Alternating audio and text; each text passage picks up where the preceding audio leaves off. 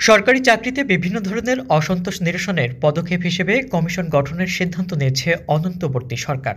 সাবেক তত্ত্বাবধায়ক সরকারের উপদেষ্টা ও সাবেক সচিব আব্দুল মুঈন চৌধুরীকে কমিশনের প্রধান করা হচ্ছে।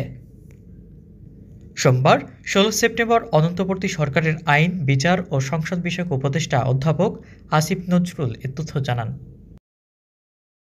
নজরুল বলেন, বিগত ১৫ বছরে আওয়ামী লীগের শাসনামলে সরকারি চাকরিরত অনেকেই নানাভাবে বঞ্চনার শিকার হয়েছেন, পদবঞ্চিত হয়েছেন, পদোন্নতি বঞ্চিত হয়েছেন।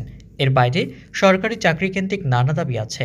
সবকিছু পর্যালোচনা করে এই কমিশন সরকারের কাছে সুপারিশ জমা দেবে। সরকার নিজের সামর্থ্য অনুযায়ী এবং সহমর্মিতার সঙ্গে সুপারিশগুলো বিবেচনা করবেন। জানা গেছে, রাজধানীর সেগুনবাগিচায় হবে এই কমিশনের কার্যালয়। গত বৃহস্পতিবার উপদেষ্টা পরিষদের বৈঠকে বিষয়টি আলোচনা হয়। এরপর আব্দুল মুঈন চৌধুরীর সঙ্গে যোগাযোগ করা হলে তিনি কমিশনের প্রধান হতে রাজি হন। তিনি সরকার গঠিত জনপ্রশাসন সংস্কার কমিশনের প্রধানও হয়েছেন। পাশাপাশি তিনি অসন্তোষ নিরসন কমিশনের প্রধান হিসেবে দায়িত্ব পালন করবেন।